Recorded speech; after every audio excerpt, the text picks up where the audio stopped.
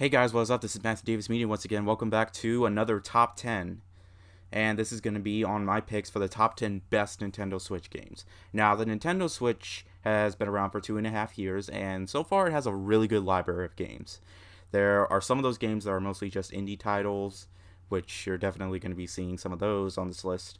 But there have been a lot of good, big name titles that I'm not going to talk about till I start talking about them in the top 10 list. But, I have been playing the Nintendo Switch a lot, like maybe over 500 hours total with each game. I played so many games on there, so I finally have enough to make a top 10 list. So, just so you know, these aren't the absolute top 10 most perfect Nintendo Switch games, although there are some that would definitely make the highest top 10 Nintendo Switch games of all time, but this is just my own personal list. And these are the ones that I've had fun playing the most, and I'm getting this out before Link's Awakening from the Nintendo Switch comes out. I'm not sure if that would make the list if I waited till that game came out, but I don't know. I just haven't played it yet, but I just couldn't wait anymore. I want to make a top 10 best Nintendo Switch games list, so now I'm going to. So let's get started. Alright, but before I get into it, I have a lot of honorable mentions here. These are some games that I have played, but most of these games I haven't played, so that's why you're not going to be seeing any of these on the list. But I do have a list of honorable mentions that are way more than all the games that I have on my top 10 best games list. There's more than 10 on here, so anyways, let's get to it. Those honorable mentions are Mario plus Rabbids Kingdom Battle, Sonic Media, Kingdoms of Hyrule, Super Mario Party, Mario Tennis Aces, Undertale, New Super Mario Bros. U Deluxe, Donkey Kong Country Tropical Freeze, Pokemon Let's Go Pikachu, Let's Go Eevee, Mega Man 11, Cuphead, Dark Souls Remastered, Diablo 3 Eternal Collection, Octopath Traveler, Skyrim, Street Fighter 30th Anniversary Collection! Ugh. Nah, I'm just kidding, I'm still here, but with all that being said, let's get started.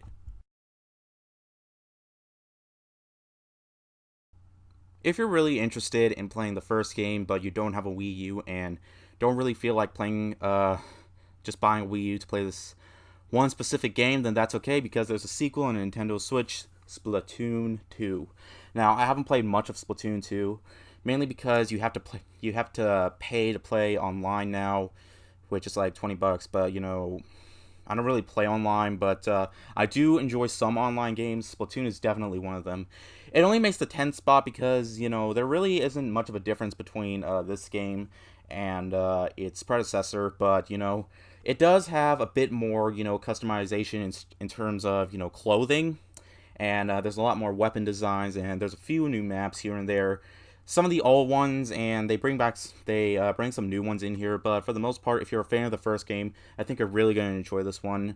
It's a lot of fun. It's very messy, good messy, and it's very colorful. And this is something that if you're not really big into Call of Duty and you're still young to play Call of Duty, then this is basically Call of Duty for kids. But I think teens might enjoy this a bit more because I don't know, because I think Nintendo is mostly aimed towards teens for the most part. Because, we gamers, we just. Anyways, enough chatter. But, yeah, number 10 is Splatoon 2. Really fun game. Definitely play it. Number 9 is a game that I just beaten, and it took me so much hours to complete. Xenoblade Chronicles 2. Now, I have played the first Xenoblade Chronicles 2 for the Wii, and I really enjoyed that game, and I still enjoy that game just a bit more than this. It's coming out for the Switch, so if I want to try completing it, I would have to get it on the Switch. But for right now, let's talk about Xenoblade Chronicles 2. I picked this up from the Nintendo store when I was at New York for that one weekend. But anyways, I don't love this game.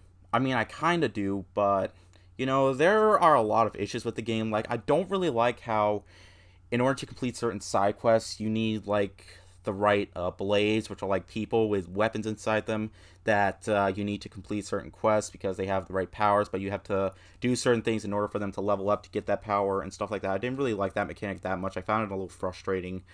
But there are a lot of side quests in this game, and if you combine that with the main story, which is, like, it's mostly like 40% side quest, 60% main storyline.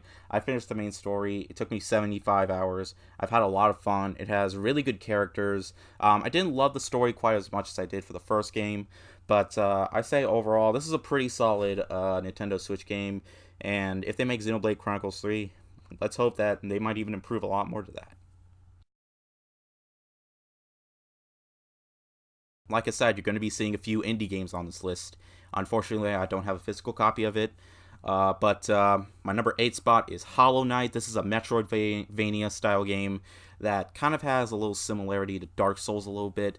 The game doesn't really hold your hand that much, at least in my opinion. But, the game is very atmospheric. It's absolutely beautiful. It's like Dark Souls if it were a cartoon. And the 2D style graphics, it's absolutely gorgeous to look at. And it just, I've been playing for over 20 hours now and I haven't even finished it yet. I would probably say that I got like maybe 50% of it finished, but it is a really tough game, but it's a really rewarding one. There are so many bosses, and just like Dark Souls, if you die you lose all your money, and the only way you're going to get it back is if you go to that spot where you died so you can get your money back. It offers such a rewarding experience, so you can build up your skills and stuff, what types of skills to use on certain enemies.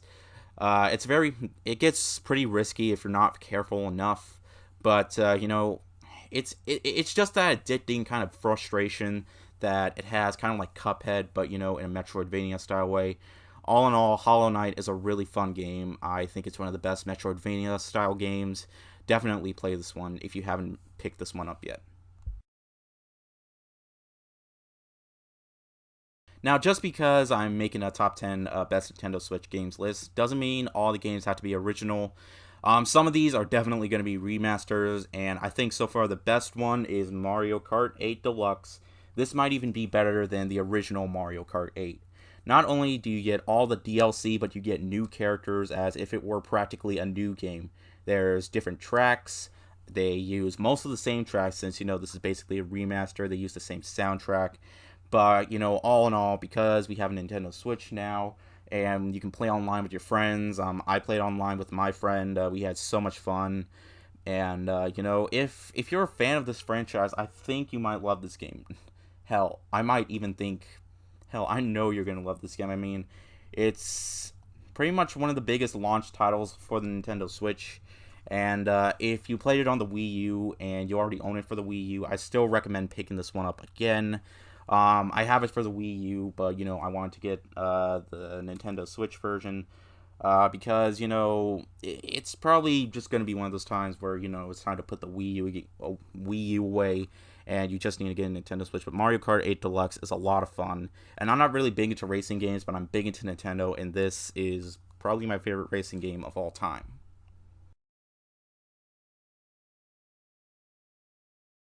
One of my most recent entries makes it this high on the list. Super Mario Maker 2 does so much right, and it does so much to improve upon how great the original was, and made it even better by adding Super Mario 3D World, even though it's still in a side-scrolling perspective.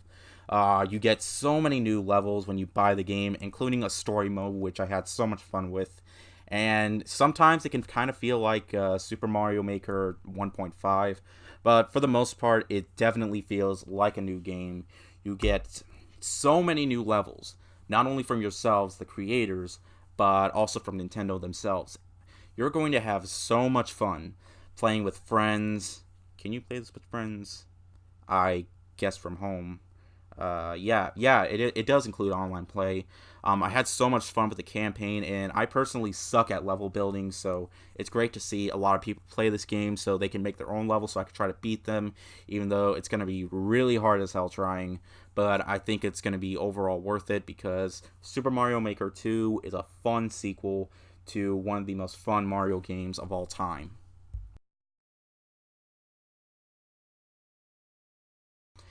And yeah, I just reviewed this game, but I love this game so much that I had to put it this high on the list. I was kind of considering putting Mario Maker 2 on here, but I played this game a lot more. Fire Emblem Three Houses is a freaking awesome game, and I think it's one of the best games of the year. I love this game so much.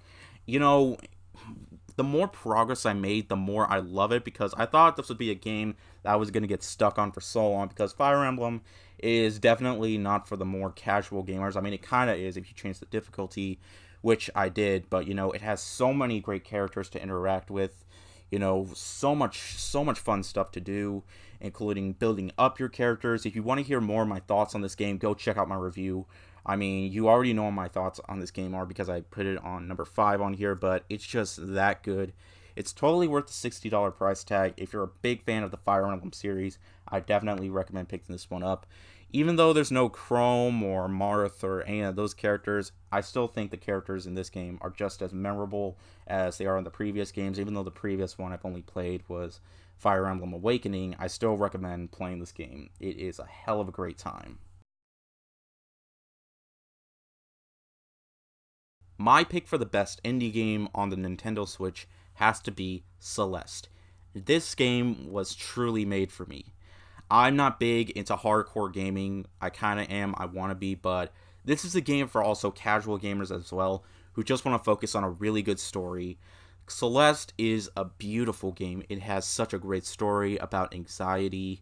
Madeline is a great female protagonist in this game. Moments with her and the friends she makes along her journey, they're just so heartfelt and so emotional. If you've dealt through these situations before, like I have, I recommend playing this. If you have a PS4 or Xbox One or PC or, of course, Nintendo Switch, you definitely need to play this one. In fact, they're already releasing new levels for the game. I think they might be for free, they might be paid. I don't know, but all that I know is that I definitely want to buy them because, I did not want my journey to end after playing the game.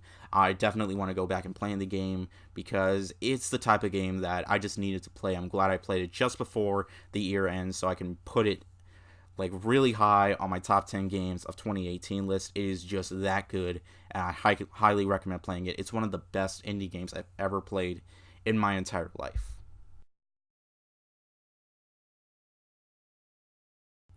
And of course, you cannot have a top 10 list of the best Nintendo Switch games without, of course, Super Smash Bros. Ultimate.